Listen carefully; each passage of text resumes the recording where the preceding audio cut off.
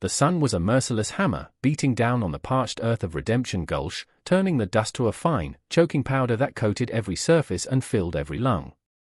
For Elara Vance, it felt like the physical embodiment of her despair. She stood at the edge of the crowd, her hands clenched inside the pockets of her worn duster, a lone woman in a sea of hard-faced men whose gazes lingered on her with a mixture of pity and contempt. She did not belong here, at this wretched auction of indentured men, convicts sold to the highest bidder to work off their sentences. Yet, necessity was a harsher master than pride. Her ranch, the last vestige of a life stolen from her, was failing. She needed another hand, one she could not afford to hire at fair wages. Here, a man's sweat could be bought for a pittance, a bitter truth that sat like a stone in her gut. The auctioneer, a man with a florid face and a voice like gravel grinding, was working his way through the sorry line of shackled men. They were hollowed-out husks, baked by the sun and broken by the system. Elara's gaze drifted past them, her heart aching with a shared sense of humiliation. Then, the auctioneer's sneering tone sharpened, pulling her attention. Silas Croft, the very man who held the note on her land, had just made a bid, his voice slick with proprietary arrogance. He owned nearly everything else in this valley. His presence here was not for labor, but for sport, for the sheer exercise of his power. He turned, his eyes finding hers across the crowd, and his smile was a cruel slash in his perfectly trimmed beard. It was a look that promised ruin, a reminder that he was simply waiting for her to fall so he could pick the bones of her heritage clean. A new man was shoved onto the platform, and a wave of derisive murmurs rippled through the crowd. He was not gaunt and wiry like the others. He was broad of shoulder and thick of build, a frame made for power but softened by the ill treatment of confinement. His wrists were raw beneath the iron cuffs, and a dark bruise bloomed across one side of his face, but his eyes, a startling clear grey, held a stillness that defied his circumstances. "This one's Elias Thorne," the auctioneer spat, yanking the man's chain. "A bit soft, this one. More suited for the pantry than the field, I'd wager," few men chuckled. "Been fed on prison bread and little else. What am I bid for this useless lump?" The opening price was an insult, and even then, silence answered. The men wanted workers, sinewy and tough.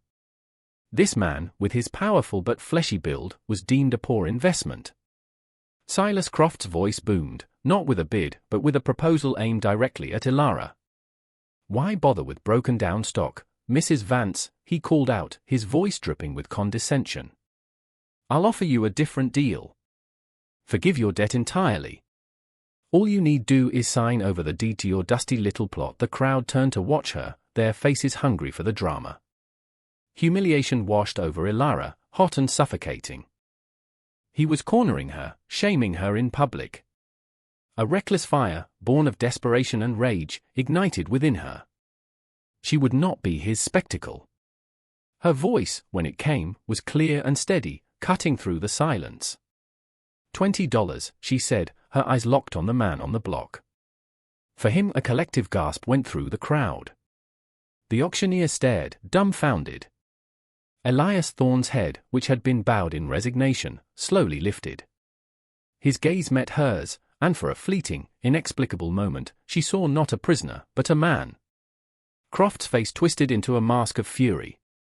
25, he snarled, determined to possess this last thing she wanted. 30, Elara countered immediately, the number leaving her breathless. It was nearly all she had. There was a tense pause.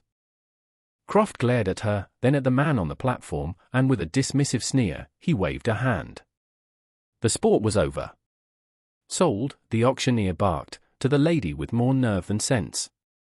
The ride back to the Vance ranch was a study in silence, broken only by the creak of the wagon wheels and the rhythmic plodding of the horse. Elara kept her eyes fixed on the horizon, where the jagged peaks of the Dragoon Mountains clawed at the bruised twilight sky. Beside her, Elias Thorne sat as still as a stone carving, his chained hands resting on his knees. The dust of the road had settled on his coarse prison-issue shirt, and the setting sun cast long shadows that deepened the hollows of his face. She could feel the weight of his presence, the sheer physical reality of the man she had just bound to herself for the next 3 years. It was a foolish, impulsive act, a protest against Croft's cruelty that had cost her dearly. Now, the consequences of that act sat beside her, a complete unknown. Was he a thief? A killer? The auctioneer had offered no details of his crime, and she had been too proud, too flustered, to ask. He had not spoken a single word since the marshal had unlocked his leg irons and pointed him toward her wagon. She had expected sullenness, perhaps even resentment, but there was only that unnerving stillness, an unnerving composure that seemed entirely out of place for a man in his position. As they crested the final rise, her ranch came into view, nestled in a small, defensible valley. It was not grand. The house was a simple timber frame structure, sturdy but in need of paint. The barn leaned slightly, a casualty of a winter storm she hadn't had the funds to properly repair. It was a place of fading dreams and constant struggle, but it was hers. It was all she had left of her husband, of the life they had planned to build. Seeing it now, through the eyes of a stranger, she felt a fresh pang of shame. They reached the house as darkness finally consumed the last sliver of daylight. Ilara climbed down from the wagon, her limbs stiff and sore. "The bunkhouse is that way," she said, her voice sounding thin in the vast quiet. "You'll find a pallet there." Belias Thorne did not move. He simply looked at her, his grey eyes seeming to absorb the fading light. Then, he slowly slid down from the wagon seat, his movements careful, as if testing the limits of his own body. Instead of heading for the bunkhouse, he walked to the horse, his heavy boots stirring up small puffs of dust. He began to unharness the animal with an economy of motion that spoke of long familiarity. Ilara watched, taken aback. She had bought his labor, yes, but she hadn't expected this quiet, immediate assumption of duty. Inside her small kitchen, she lit a kerosene lamp, the warm glow pushing back the encroaching shadows. She cut thick slices of bread and ladled out a hearty portion of the beef stew she'd made the day before. When Elias entered the house, he paused at the threshold, his large frame seeming to fill the entire doorway. He looked from her to the table, a flicker of uncertainty in his eyes. "You should eat," she said, her tone more brusque than she intended. He washed his hands at the pump by the sink, the splashing water loud in the quiet room. At the table, he ate with a slow, deliberate intensity that spoke of profound hunger, yet without a trace of greed. She sat opposite him, nursing a cup of coffee, the silence between them stretching and coiling. She noticed the raw, chafed skin of his wrists. Without a word, she rose, retrieved a small tin of sour from a cupboard, and placed it on the table beside him. He stopped eating, his gaze lifting from his bowl to the tin, then to her face. For the first time, an emotion crossed his features, a deep, soul-shaking weariness mixed with something akin to gratitude. He gave a slight, almost imperceptible nod. In that small gesture, a fragile truce was forged in the lamplight, a silent acknowledgement that for tonight, at least, they were not owner and property, but two solitary people under the same roof. 2 weeks passed in a rhythm of shared labor and unspoken words.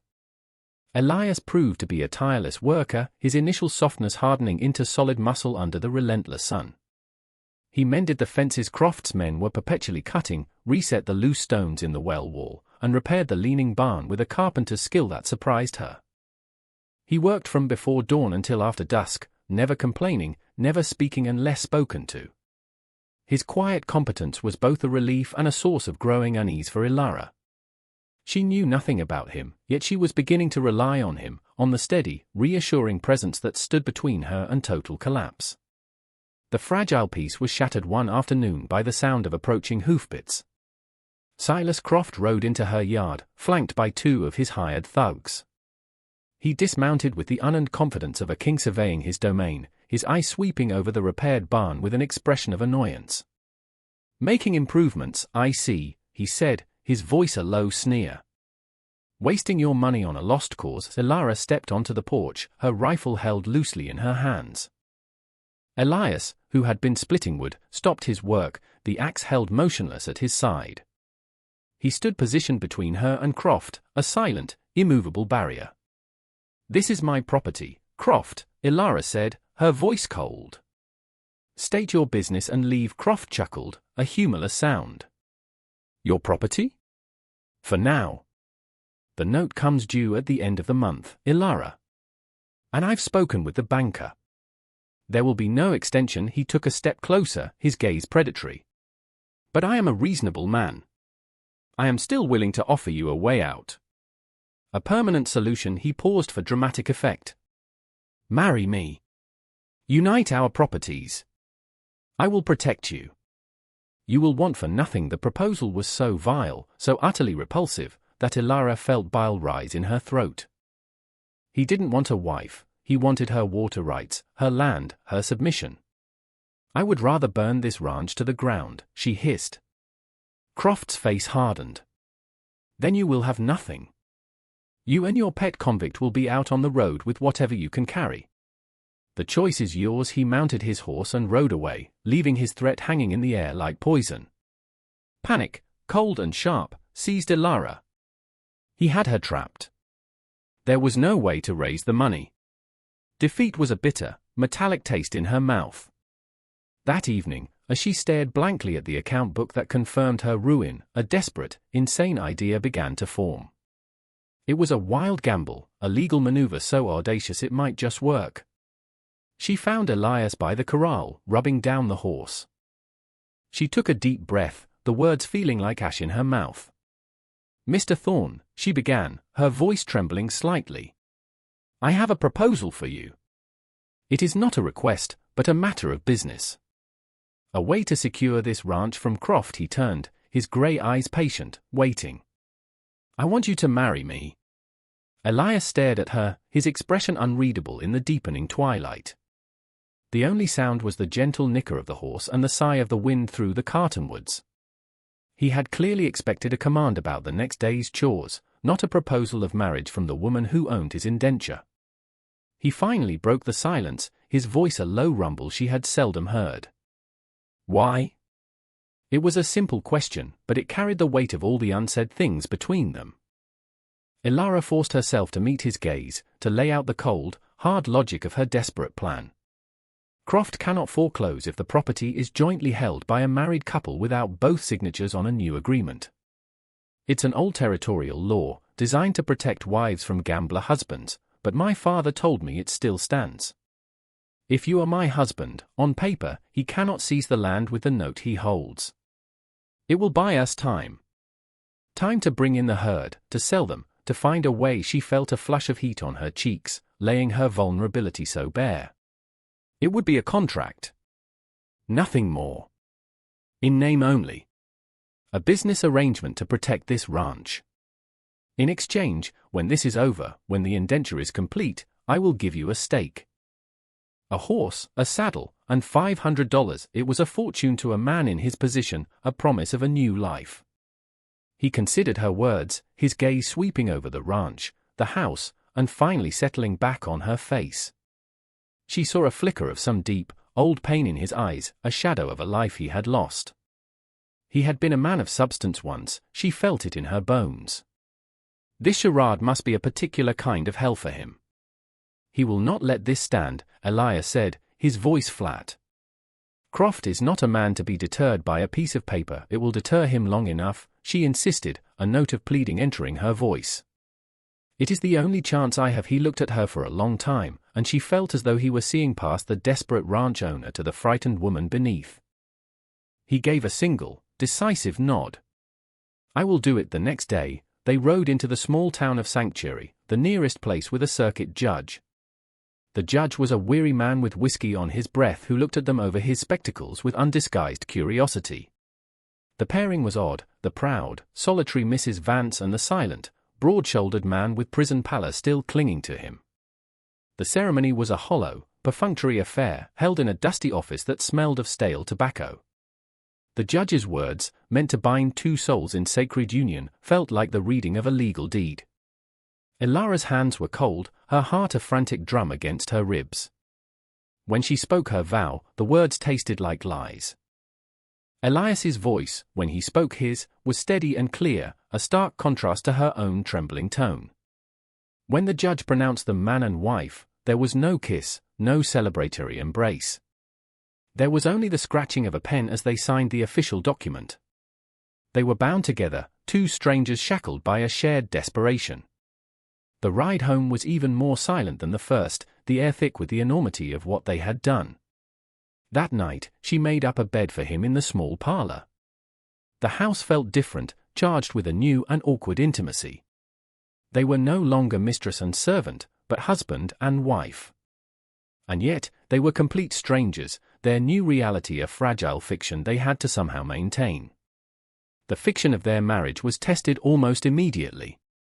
Croft, upon hearing the news from his spies in town, rode to the ranch in a fury. He found Elara and Elias repairing a trough together, working in the easy, synchronized rhythm they had developed. The sight of them, looking for all the world like a genuine couple, seemed to enrage him further. "This is a sham," he roared, his face purple with anger. "A pathetic trick. This marriage is a mockery, and no court will uphold it." Elias stepped forward, placing himself between Croft and Elara. He did not reach for a weapon. He simply stood there, his size and his absolute stillness a more potent threat than any gun. "She is my wife," he said, the words simple and unadorned, yet they rang with an irrefutable authority. "This is our land. You will address her as Mrs. Thorne, and you will leave." Croft was momentarily stunned into silence by the man he had dismissed as a soft lump. He saw not a convict, but a man of formidable presence. He sputtered a few more threats before wheeling his horse around and storming off, but the encounter left an indelible mark. For the first time, Elara felt a flicker of something other than fear. She felt protected. That night, a storm rolled in from the mountains, a furious squall that howled around the eaves and rattled the window panes. The rain came down in solid, blinding sheets, trapping them inside the small house. The parlor, where Elias slept, had a leaking roof, and soon a steady drip began to fall near his bedding. With a quiet apology, he brought his blankets into the main room, settling on the floor by the faint warmth of the dying embers in the hearth. The storm outside mirrored the one inside Elara. Trapped in this forced proximity, the silence that had been their shield began to feel thin and brittle. "My husband, the first one," she began, her voice barely a whisper above the wind. "His name was John. He built this house with his own hands." Elias was silent, but she could feel him listening intently. "He was a good man. Too trusting. He borrowed money from Croft to buy a new bull, a prize breeder. The bull died of a fever a month later. Croft called in the note early. John, he couldn't bear the shame. The failure.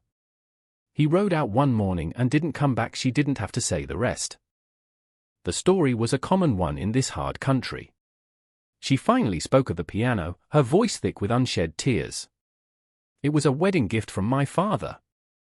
I used to play for hours.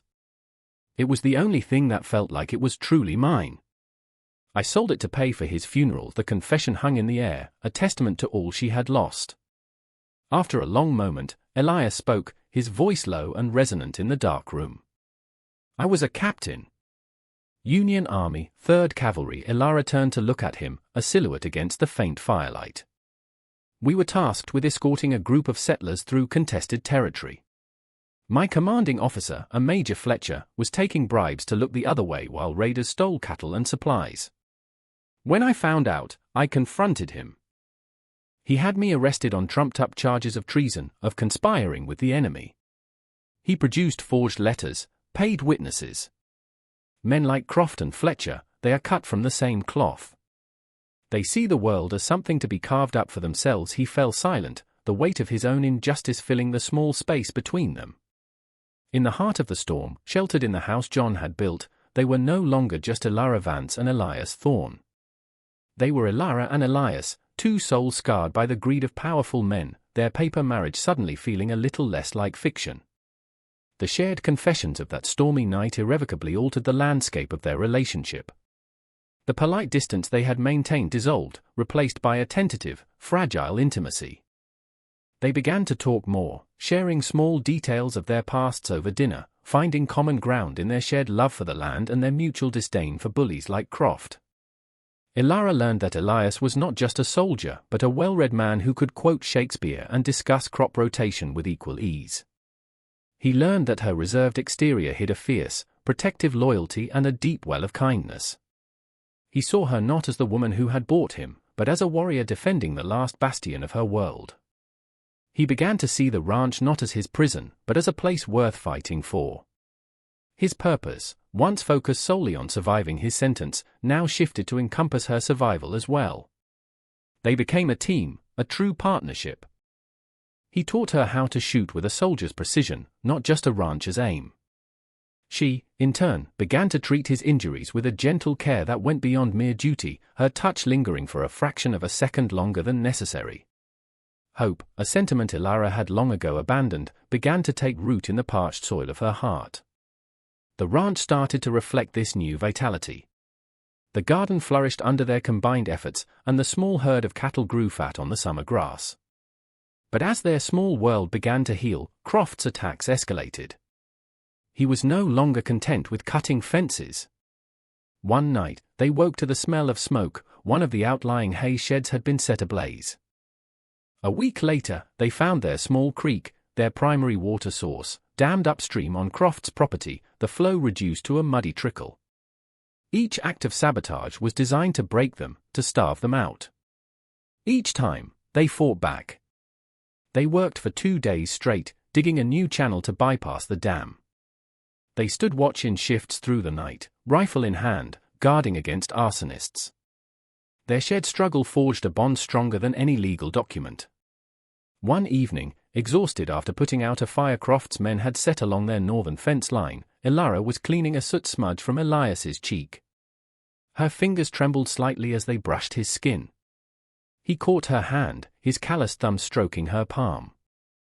Their eyes met, and in that moment, the pretense of their marriage fell away completely, leaving only a raw, undeniable truth. The feeling that had been growing between them was no longer just respect or camaraderie. It was something deeper, something more profound and far more dangerous. The final confrontation came not with a warning, but with the thunder of a dozen horses storming into their valley at dawn. Croft rode at their head, this time accompanied not just by his usual thugs, but by the town's corrupt sheriff, a man firmly in his pocket. The sheriff waved a piece of paper, a fraudulent eviction notice based on a litany of fabricated claims. "It's over, Elara," Croft shouted, his face alight with triumph. "The law is on my side. You are trespassing. You and your convict husband have 1 hour to vacate." Elara and Elias stood on the porch of the home they had fought so hard to defend. Behind them, their 2 loyal ranch hands, an old man named Jeb and a young man called Mateo, emerged from the bunkhouse, each holding a rifle. They were outnumbered 4-1, the odds impossibly long. "This is our home," Elara said, her voice ringing with a conviction that surprised even herself. "We are not leaving." Elias moved to stand slightly in front of her, his body a shield. He hadn't shaved in weeks, and a thick, dark beard now covered his jaw, giving him the look of a formidable frontiersman. The softness the auctioneer had mocked was gone, burned away by hard labor and righteous anger, leaving a man who looked like he was carved from the mountain itself. "You set 1 foot on this porch, Croft," Elias said, his voice a low, deadly growl, "and you'll see what a Union captain taught his men about defending a perimeter." A tense silence fell. Croft, angered by this final act of defiance, gave a sharp nod to the sheriff. "Take them." The first shot was not fired by Croft's men, but by old Jeb, a warning shot that kicked up dust at the sheriff's feet. The yard erupted into chaos. Gunfire echoed through the small valley. Elias, using the porch posts and water barrels for cover, directed their defense with military precision. Jeb, the stable roof. Mateo, flanked them from the corral. His commands were calm and clear amidst the cacophony. He moved with a lethal grace, his rifle firing with deadly accuracy, forcing Croft's men to keep their distance. Elara, her fear replaced by a cold, clear fury, reloaded rifles and passed them to him. They moved together as one organism, a unit forged in desperation and solidified by love. But they were still outnumbered. The sheriff and 2 men were sneaking around the side of the house. Elias saw the movement and shoved Elara down just as a bullet splintered the wood where her head had been. He knew they couldn't hold out forever. Just as their situation seemed most desperate, a new sound cut through the gunfire, the frantic ringing of a bell and the pounding of more hoofbeats from the main road. A wagon careened into the valley, driven by Dr. Adams, the town's only honest physician and a friend of Elara's late father. Beside him sat a tall, imposing figure with a silver star pinned to his chest, a U.S. Marshal.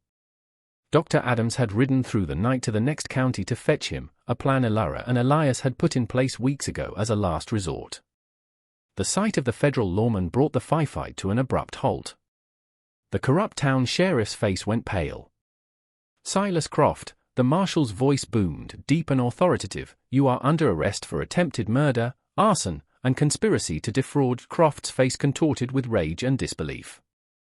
His power, so absolute in this valley, had crumbled to dust in a matter of seconds. His hired guns, seeing the tide turn, wisely dropped their weapons. As the marshal and his deputies clamped irons on a sputtering Croft and his accomplices, the sudden silence in the yard felt deafening. Elara slowly rose to her feet, her body trembling with the aftermath of adrenaline. Elias turned to her, his face grimed with gunpowder, a shallow graze bleeding on his temple. He reached out, his hands gently framing her face, his thumbs wiping away the tears she hadn't realized were falling. "It's over," he whispered, his voice thick with emotion. "We're safe." She leaned into his touch, pressing her forehead against his chest, breathing in the scent of smoke and sweat and safety. The paper contract, the business arrangement, the entire charade had been burned away in the heat of the battle, leaving only the pure, unassailable truth of their bond. They had fought for this land, for this home, together. The indenture, the auction, the shame, it all felt like a lifetime ago. He was not her property. He was her husband, her partner, her protector. She tilted her head back and looked up at him, her heart overflowing with a love that was as fierce and resilient as the wild country around them. "No," she corrected him softly. "We're home." He lowered his head and kissed her, a kiss that was not born of passion but of profound, bone-deep relief and the promise of 1,000 quiet dawns to come. A year later, the Vansthorn Ranch was an oasis of prosperity. The fields were green, the cattle were healthy, and a new coat of white paint gleamed on the house. In the parlor, where a convict had once slept on the floor, a polished upright piano now stood. The sound of music, clear and joyful, drifted out of the open windows, mingling with the scent of blossoming prairie roses. Elara played, her fingers dancing across the keys, her music no longer a lament for what was lost but a celebration of what had been found. Elias stood in the doorway, his arms crossed over his chest, a gentle smile on his face. The U.S. Marshal had investigated his case, and with testimony from other soldiers, Captain Elias Thorne had been fully exonerated, his name and honor restored. He was a free man in every sense of the word. He was also a husband and a father-to-be, his gaze drifting to the slight curve of Elara's belly. They had faced down ruin and found love in the most unlikely of circumstances, building a future not on a legal document, but on the unshakable foundation of shared courage and mutual respect. The auctioneer had called him soft, a useless lump. The world had seen a broken convict. But she had seen a man. And in her eyes, he had found his redemption.